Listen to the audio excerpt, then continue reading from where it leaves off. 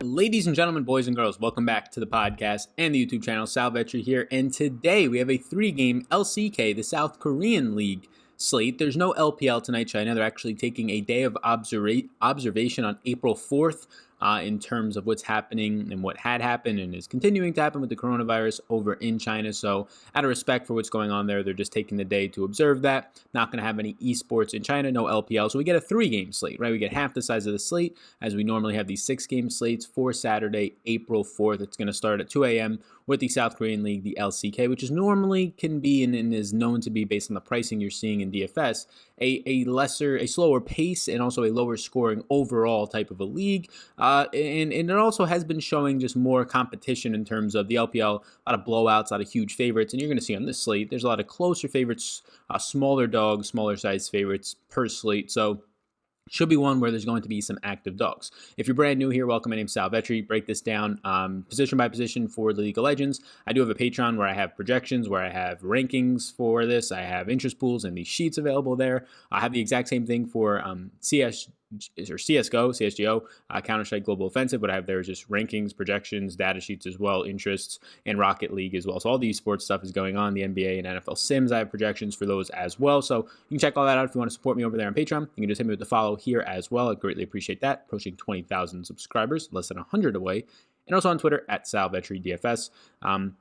Appreciate everybody being here. That's all I have to plug right now. So let's get into this, starting with the top lane. So yeah, I mean, there is going to be some big favorites, and you're going to get that out of KT Rolster, which is a minus 455 favorite here. And that's going to be the biggest favorite, though. Everything else seems like, and even that's not outrageous. I mean, they're facing off against APK Prince, which APK Prince has only won 25% of their rounds. They're a team that is last on this slate in terms of tied for last, really, in terms of kills per contest, and dies the most, 15.3 per contest as a team. The interesting thing, though, is that the two of the teams that just are last, pretty much 3 teams tied for a virtual tie at 9.5 kills per contest, not generating kills, are KT Rolster, who's the biggest favorite, and APK Prince. So I really don't think that, although a 455 favorite is obviously something that stands out and is very good, I don't think that it's a clear-cut lock it in 100% of the time it's going to pay off for you. Not at all. I think that every single underdog on the slate is live, and I think that every single favorite. So I think it leads to a spot where you can stack everything here.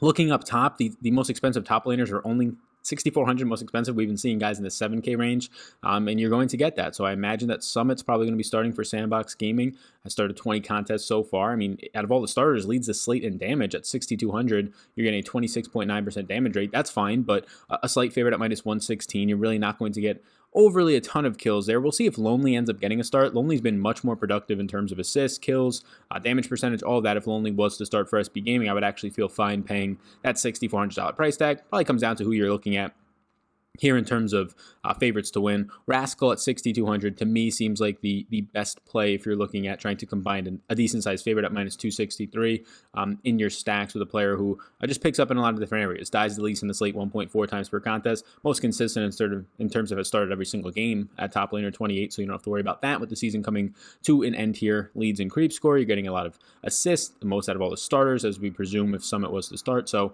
Rascal at 6,200 looks fine. If you look for some sort of underdog that's going to spike in upside here, I think you can go all the way down to Dorian. I do think Dorian at 5,400 is a really nice price point. Again, an underdog on the opposite side of that Gen Esports spot.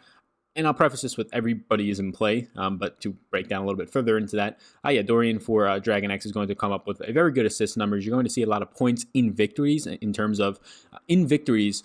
Probably the winner of Gen Esports and Dragon X, whether it's Dorian or Rascal, I would suspect to be the highest scoring top laner on the slate if I just had to just pick somebody, which is why I'm going to have interest in both of them. Neither of them are that expensive. Dorian is the cheapest out of all these top laners at just 5,400. Heading over to mid lane now, what you're going to have here is, once again, some nice options up top for Gen Esports BDD at 7,800. You get those steeper prices coming in, but I think it makes a lot of sense. Again, I think BDD for Gen Esports is going to be a fine play. He's going to lead this slate out of all the starters in both kills and assists, kill participation, all that. Pretty strong play up there. Really a tier above everybody else in the slate for the most part. I would say that Chovy for Dragon X on the opposite side of this one is going to be a strong option. So I'll have stacks with Gen Esports, and then I'll have stacks with Dragon X. And in those stacks, I obviously won't combine them into a game stack, although I think that's at least viable. I don't think it's going to be something that's optimal. So Chovy on the opposite side of it, you're going to get this tied for the most assists per contest. You're going to get the most damage per contest out of all the starters. So that's only $6,800, $1,000 off BDD. So if you're looking for maybe a cheaper stack, and for the most part, you should have all the money that you need in this one. But if you're looking for maybe lesser owned players in a stack, I think that Chovy, Dragon X, that type of a stack is going to be there for you. If you're looking for one that just seems very consistent, Gen Esports is probably the stack that I think is the most consistent. If you're looking for a cash perspective, we're just going to get different elsewhere.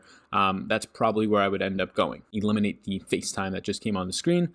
But heading over into some more of these options that we have here. At mid laner, yeah, some of the other underdogs not really going to get much of my attention here. Whether it's Keen with APK, not going to get much attention, even as a huge underdog, or if it's cover, whoever's going to start there, we'll see.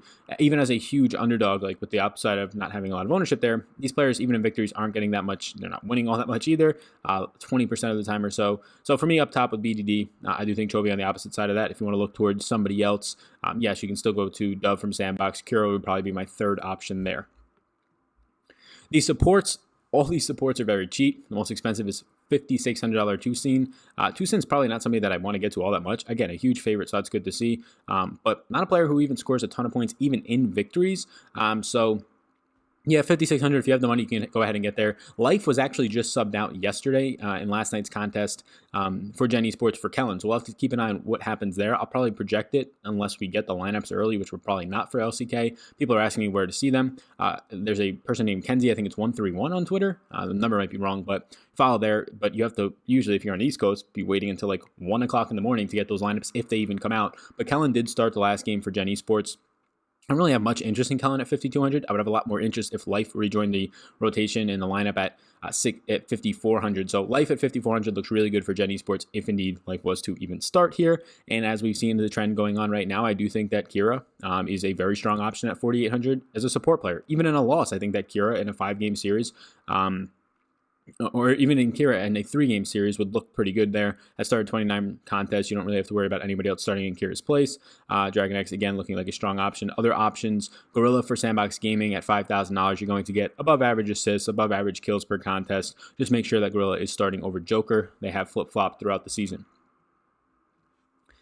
AD carry. Looking at AD carries now, what we have here is starting at the top, aiming. I do think aiming is actually a pretty strong play. I mean, you get the big favorite. I don't know how much I actually believe into the big favorite there for KT, but aiming even in a loss is going to produce a lot of points on a 3-game slate. There's not a lot of top-end AD carries on this slate, so I do like aiming either way. Again, you get the big size favorite. By far the leader in damage percentage, kill participations, 3.7 kills per contest out of all the starters. That's likely going to be up there as a top 1 or 2 on the slate.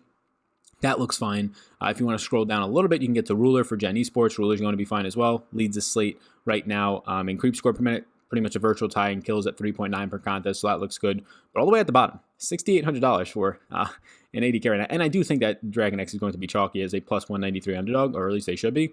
Most kills per contest, most assists per contest out of all the starters, 72.5% kill participation, has started all 29 games, is Deft from Dragon X. And Deft has likely one of the highest, if not the highest ceiling on this slate, if indeed Dragon X was to get the victory. So you get a very cheap price point. This seems like a slate where you don't have to worry about money. You're probably going to have a ton of money left over if you build an optimal lineup.